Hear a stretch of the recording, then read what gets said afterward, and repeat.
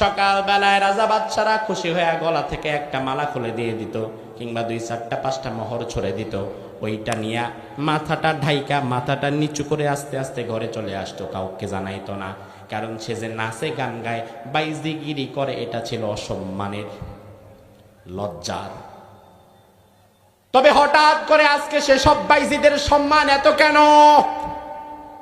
ওই বাইজিরা আজকে সমাজে বুক ফুলায়া চলে কেন?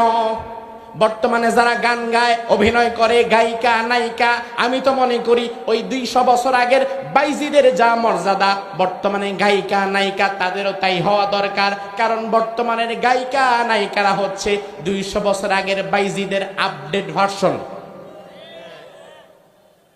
কিন্তু 200 বছর আগে যাদের মান মর্যাদা ছিল না, যাদেরকে মানুষ দেখলে থুথু দিত, যাদের সাথে মানুষ কোনোদিন সম্পর্ক করত না, হঠাৎ করে বর্তমান